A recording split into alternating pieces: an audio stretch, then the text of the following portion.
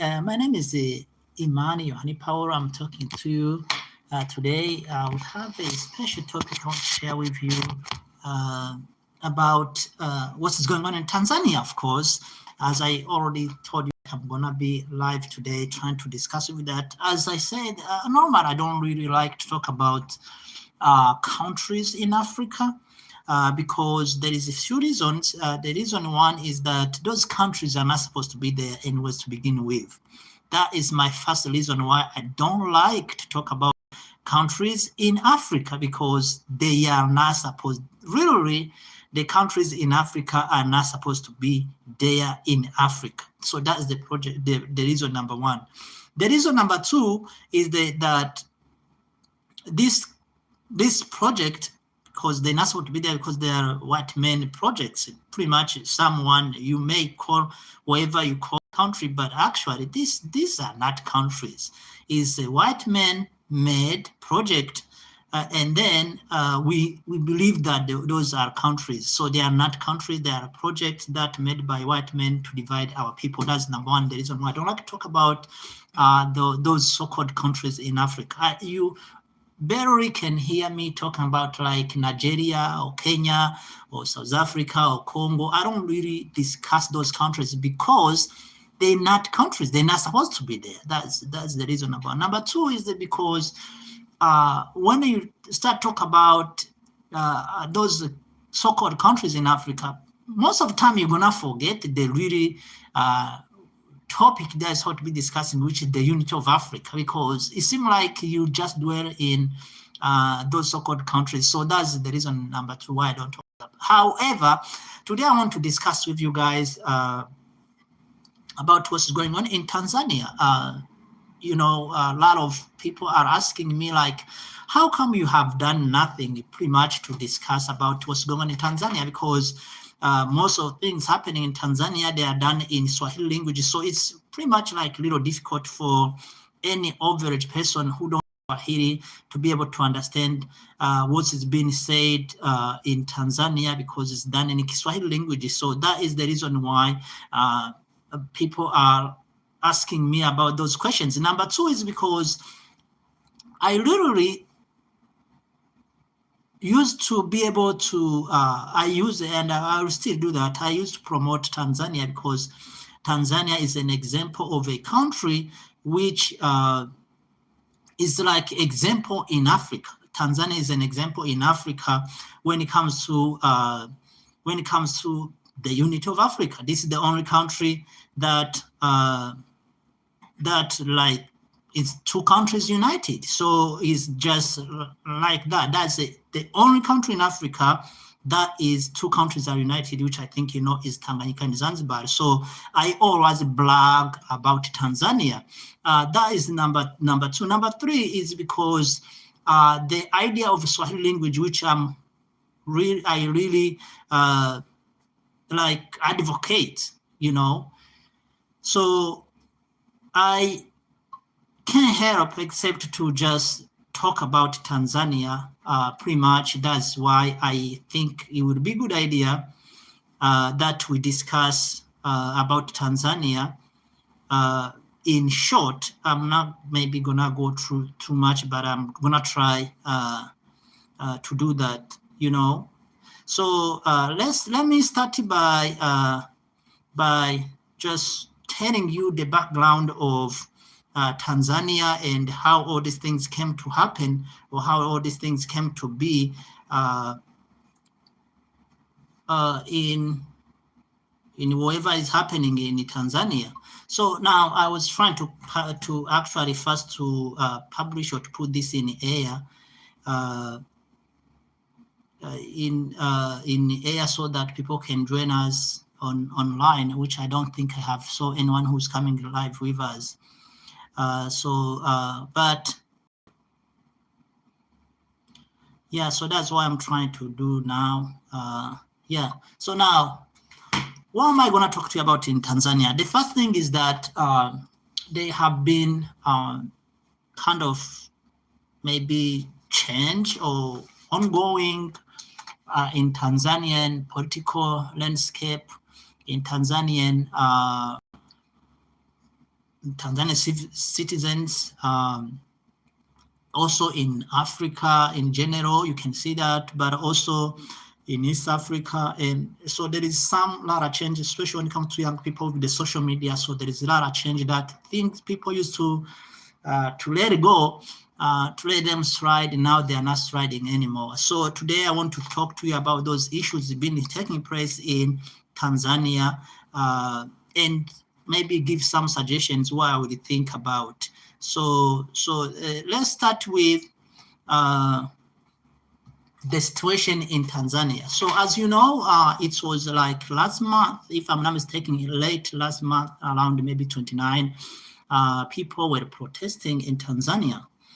And they were protesting, but the protests did not just come from nowhere. It's something that were being promoted, that people will be protesting, especially young people, but no one could believe that, because obviously it was, people never think like it was something is going to happen, you know. So then they come to protest. Now, after the protest, why were they protesting? The reason was because, you know, there is some disagreement between political parties and citizens and the current government in general, but also sometimes even religions. So the history, in short, of Tanzania and Tanzanian politics and the citizens as well, it goes like this. So Tanzania was, as I said, is a project of Germany first. Tanzania was colonized by Germany, what you can call Tanganyika today. It was colonized by Germany first. That was East Africa, Germany. That was include of Rwanda and Burundi. And then after that,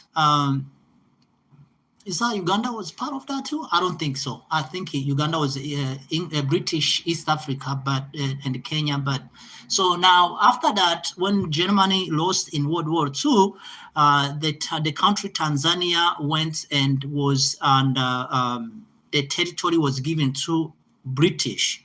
So it became part of Kenya, Uganda, and Tanzania, whereas the other Germany colonized countries like Burundi and Rwanda, they become part of the Belgium, which was already colonized in Congo. I think you guys know the tragedy of the Congolese and the King Leopold of Congo. So now, what happened there was that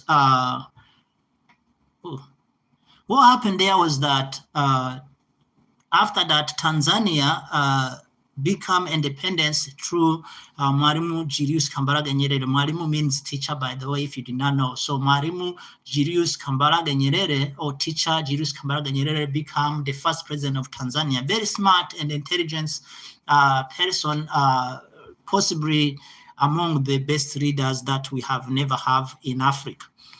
So then he created Tanzania, but he also united Tanzania with Zanzibar. So it was Tanganyika with Zanzibar that give you Tanzania. So the name Tanzania did not exist until when Tanganyika and Zanzibar united. So that was how it was, Tanzania was established. So it became the only country in Africa where two countries are united until today.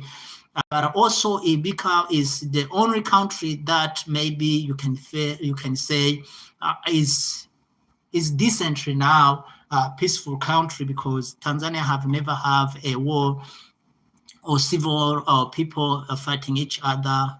There is more than 123 ethnics in Tanzania, I mean in both Zanzibar and Tanganyika, and then we have never have any fighting or like between ethnics, like what you see is going on in most of African countries. So now after that, they come the time when there was what they call multi-political party system, which came from the West again, the one who created the project of Tanzania, because if obviously Tanzania or any other country in Africa was not a project of those white people, we should possibly have different kingdoms inside Tanzania, and some of them will go outside of Tanzania, the borders, like Maasai people will possibly have their own kingdoms. There is some people who belong to maybe Uganda, or who are in Uganda but belong to Tanzania today, and some people who are in Rwanda belong to Congo, and the Congo who belong to Rwanda, and the Burundi who belong to Rwanda, and the Rwanda who belong to Burundi, and all those kind of mess. I'm just talking in that region, but I 100% know that it's the same case in Togo, in Benin, in Nigeria. So we know that, like, especially like in Gambia, definitely must be, because Gambia is inside Senegal. So now, what happened after that was when the political parties started the movement of multi-political party leadership or politics, or whatever, democracy, however you call it. Nyerere was very smart to create a political party that will give power to the people, but also to the government as well. So he established a system of unity of Ujamaa. I think you guys, if you are a little older, you will remember the Ujamaa. And then that political party he established is the CCM. Now, the CCM means Chama cha Mapinduzi, which means the political party of liberation political party, maybe, or freedom fighter liberation political party, something like that. It's like, I don't know how we can put that in right English, but it's just like people who make change, pretty much. It's a political party of people who make change.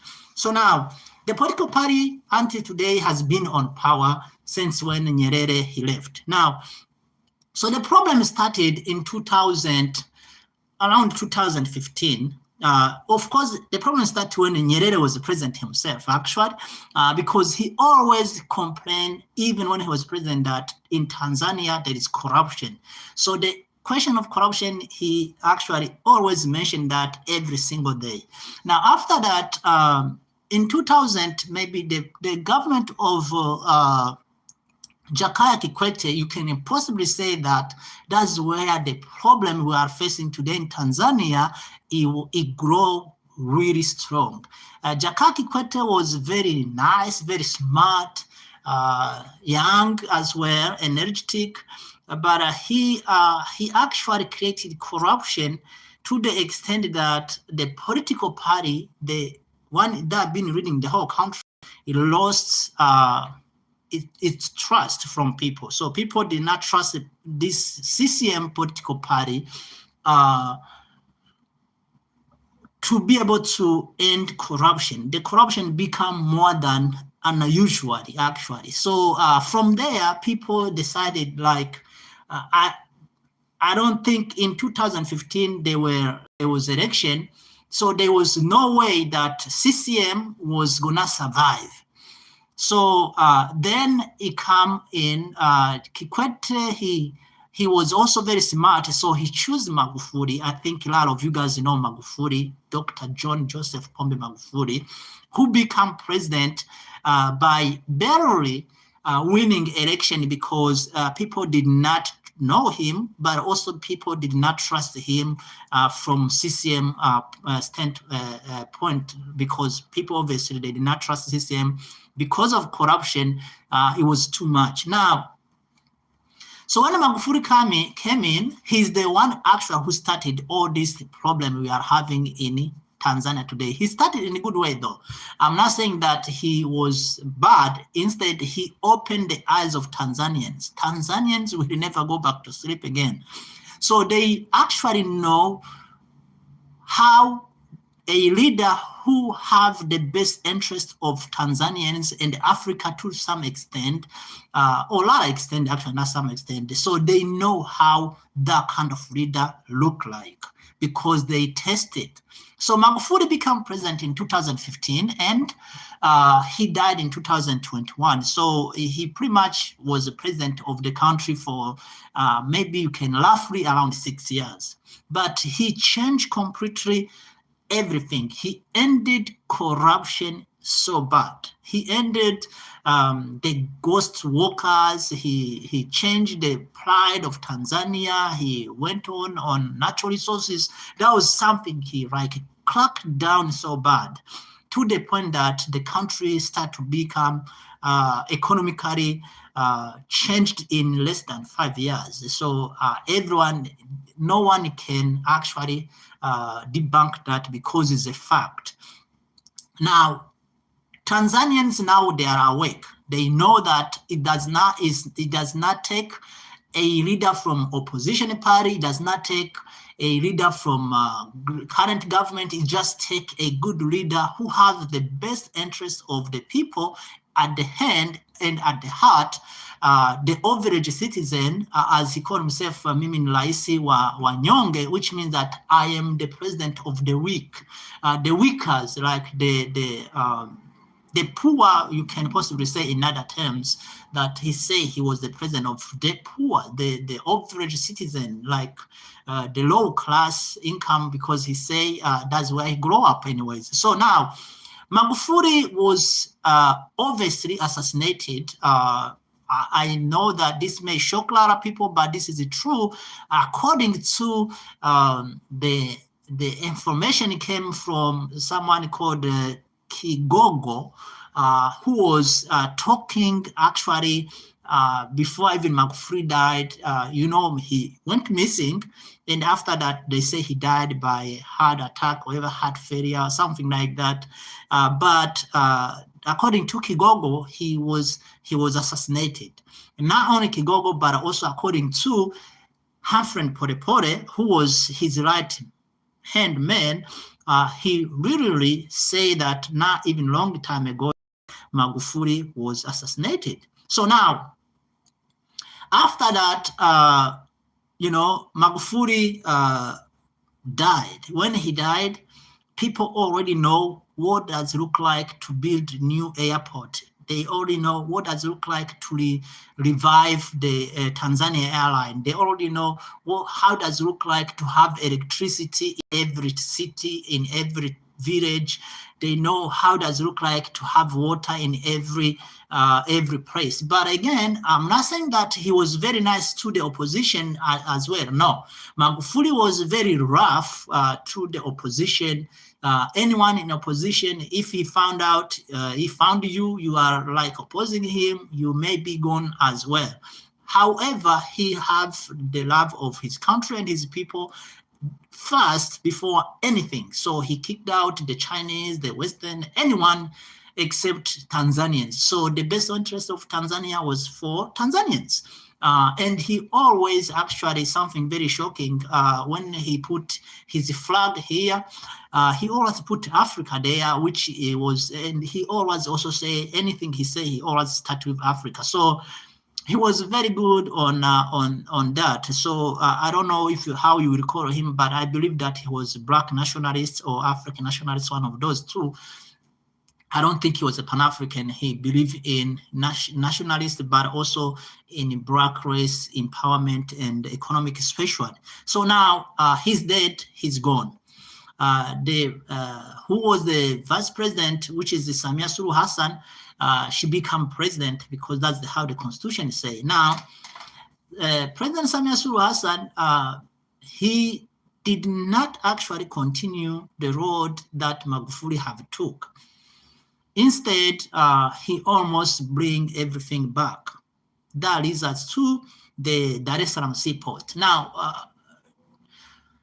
you will hear people saying that Tanzanian protesting, they are being killed and this and that, the Tanzania, we need the peace. But I was doing some research on Dar es Salaam seaport.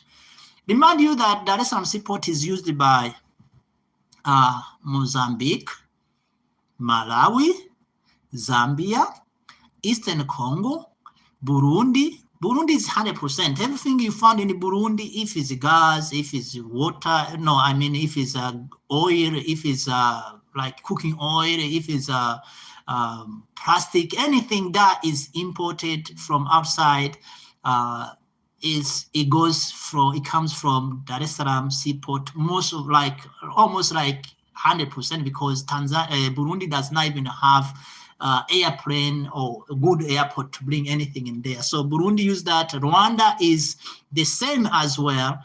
Is 100%. Everything in Rwanda comes from Dar es Salaam seaport, but Rwanda has airlines, so they have some of the things comes in the airplane. Now Uganda is the same thing. It does use like maybe you can say maybe 70 or 80% of the Dar es Salaam seaport, and then even Kenya too does use the same seaport, the Dar es Salaam seaport in most of areas in Kenya as well. So now. After that, the government, according to the official narrative, okay, according to the official narrative is that Tanzania sent that lent it on official narrative. It said that it lent the seaport to the AUE, United Arab Emirates. For how many years do you think? Guess what? It is 30 years. That's the official narrative. But Tanzanians, those who are talking, they say actually it's a lifetime. But 30 years, obviously, it's like lifetime anyways. Now, people be very angry on that because obviously this makes everything expensive. Something very shocking is that, I don't know if you guys realize that Saudi Arabia is actually, it's not Saudi Arabia, I mean United Emirates. They are actually, United Arab Emirates, they are actually taking over almost all the seaports in Africa. They are in Somalia, they are in Libya, they are in Sudan. That's why they are pushing the Sudan war. They took the Tanzanian one. So they are actually, I think I hear some reports say that they are controlling around 72 seaports in Africa and around the Middle East as well. So they are into that. Nobody knows what they are trying to do anyways. So, but now, after that, then it come the kidnapping and people went missing in Tanzania. This was the worst one.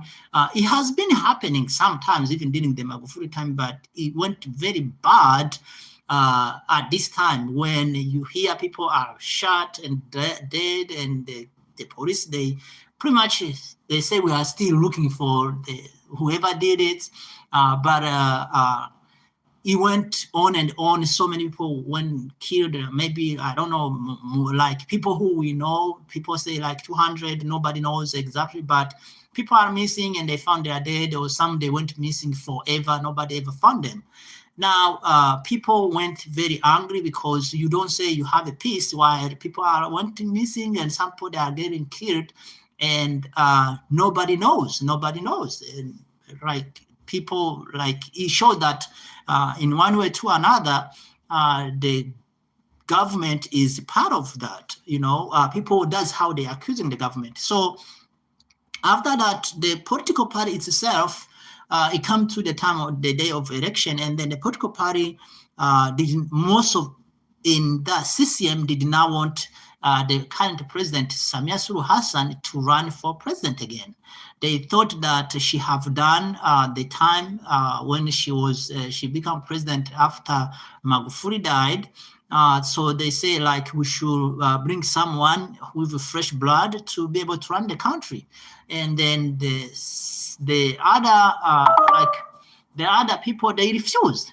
So they did not want her to stop running for president. So she ran for president, and then because she already know that maybe she's not gonna win, so she put most of her opposition leaders in prison. Yeah, and then she ran with even those who are now opposition. She put them in prison as well from her own political party. So some of those, they went missing like everyone does. And then young people, they start to see the life is very difficult. Everything's expensive, and the political parties are in prisons, and other ones are not allowed to run for president. And then they say we're not going to vote. Instead, we're going to be protesting. So this is how all this come down. Now, after that, people went to vote. Some went to vote. Another people, most people did not go to vote anyways, but some maybe went, and then they met with a protesting people there, young people, the Gen Z, how you say it, and then at the end of that, it's according to the reports from the United Nations. Nobody knows, because me personally, I don't support the Western or anyone to talk about our issues, but what they say is like 2,000 people died and nobody knows, according to CNN too. But before I continue, me, I don't support the CNN reporting about Tanzania or any other country in Africa. Actually, I don't support that. Why? Because that's not a business. And anytime they do something like that, I remember what they did to Gaddafi. So I try to think, why are they so interested to destroy Tanzanian government?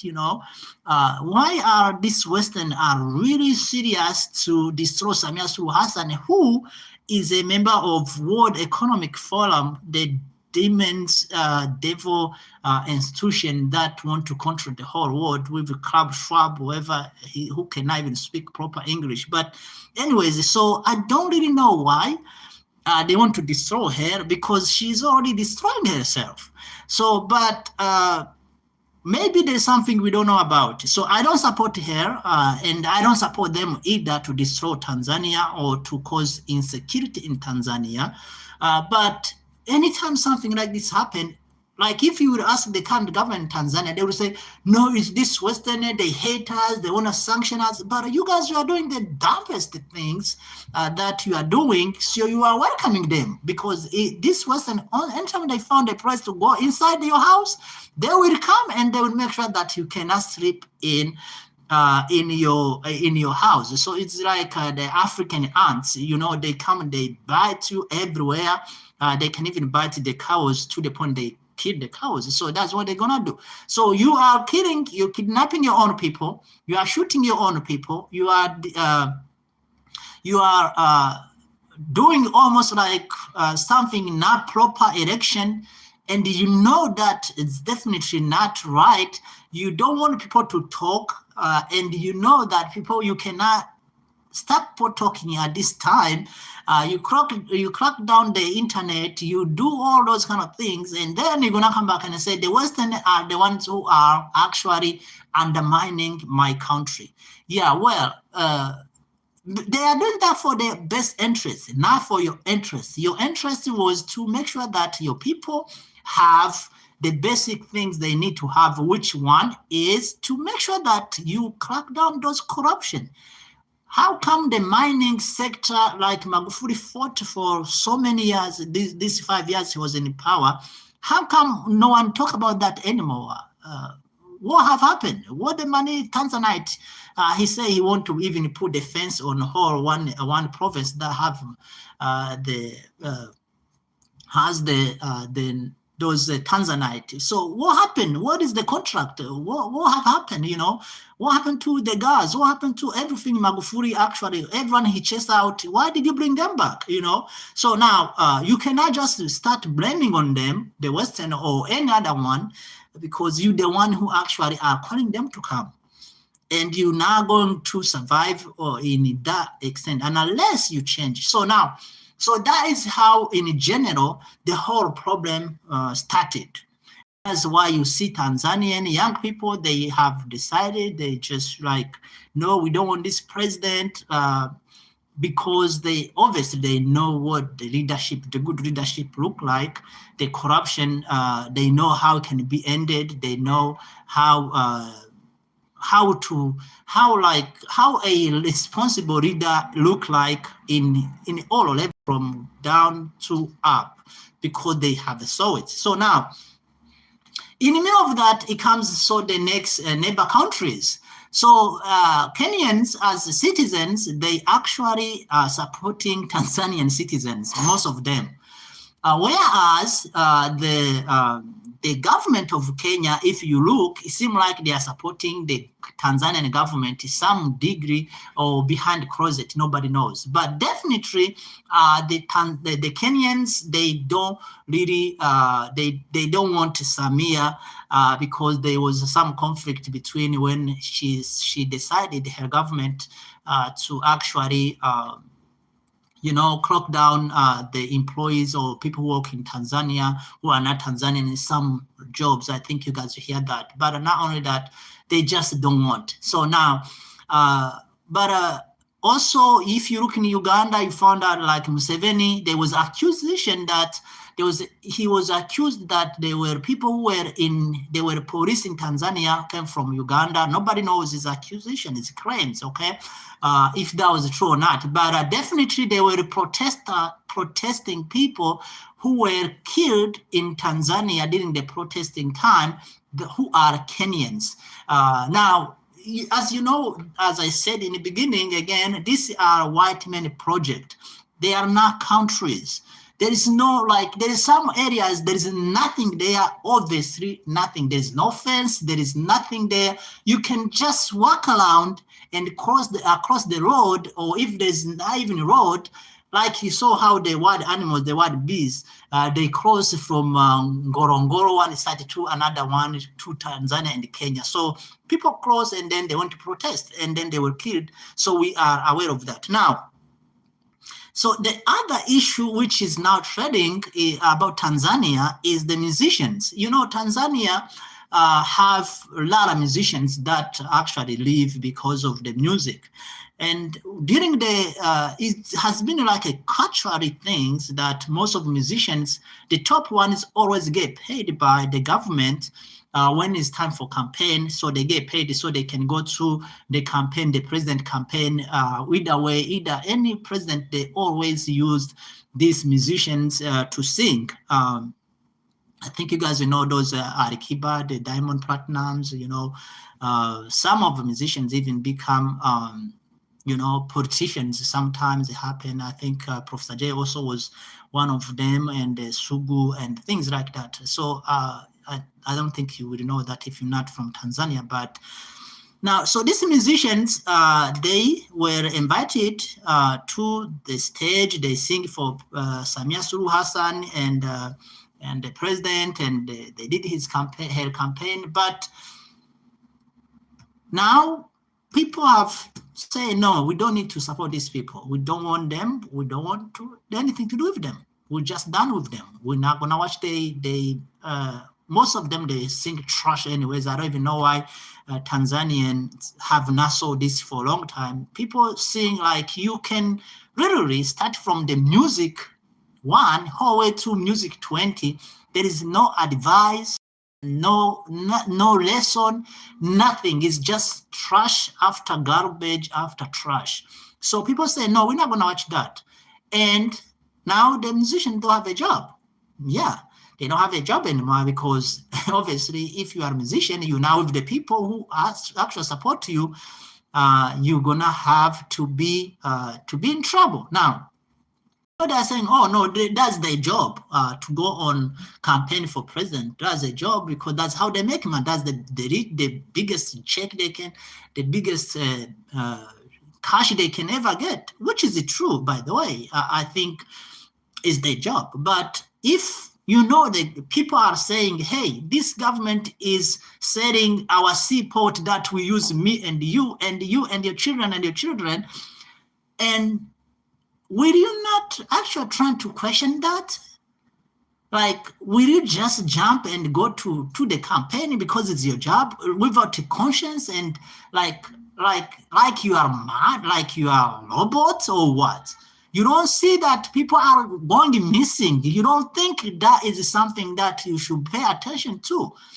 It's your job, we know. But if your sister is kidnapped, will you keep going to sing for the campaign again? Because let's be serious. I know it's your job. Nobody denied that. But if someone kidnap one of your family, like really your sister or your mom or your brother, will you continue to go to sing for the campaign because it's your job?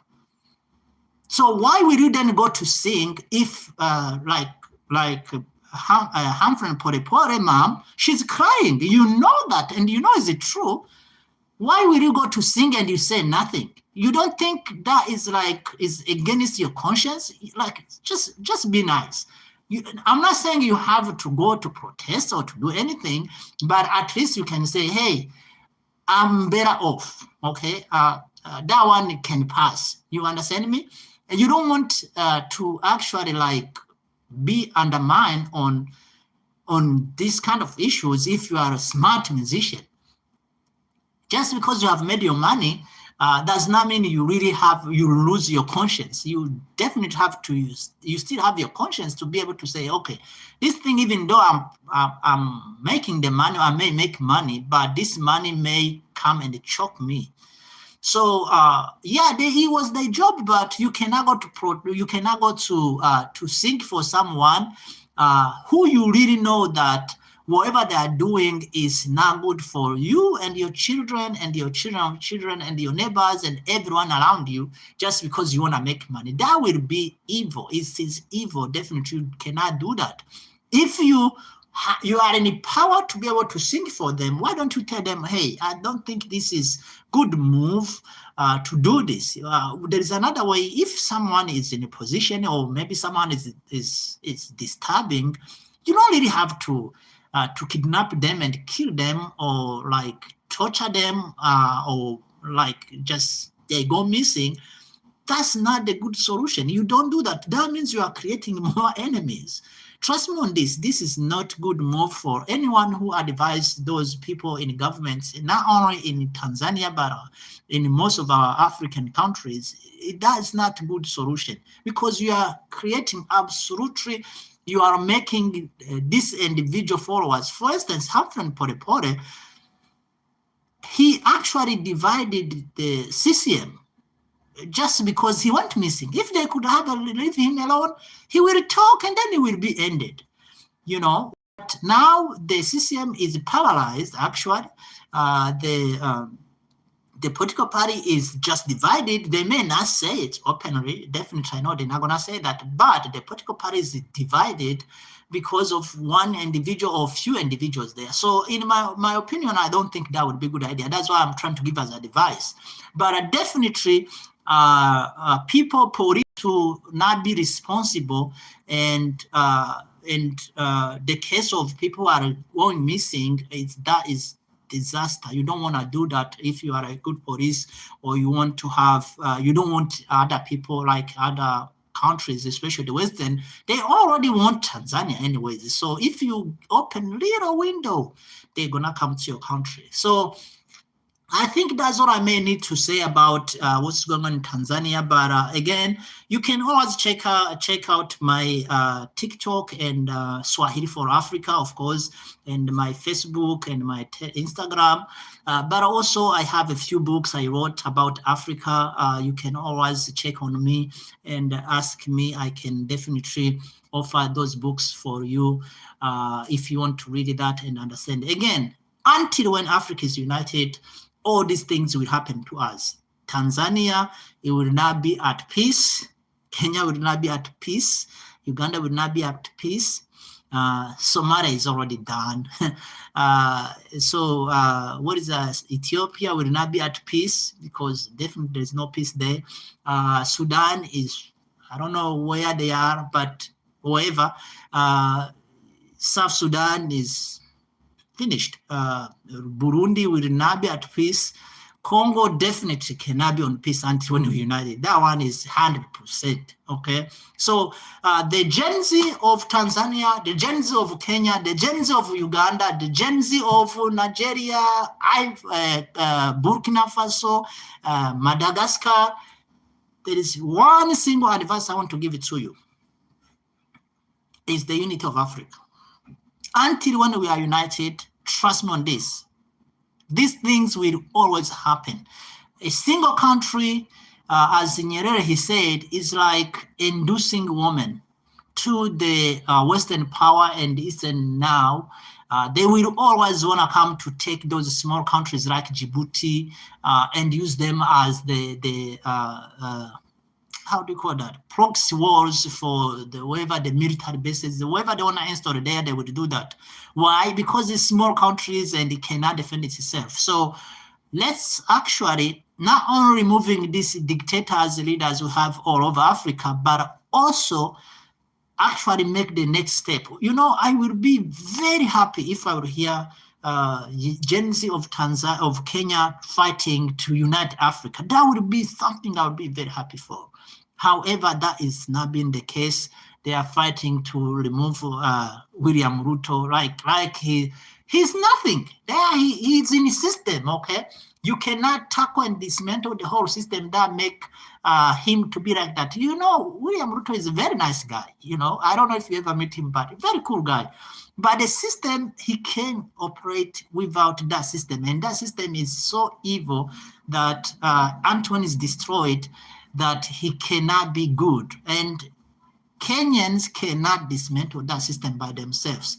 So that being said, as we always say, Mungu ibariki Africa, Xavier Barak Africa, Mungu ibariki Africa, KJ Benis, Notre Afrique, Dios Bentigo Africa.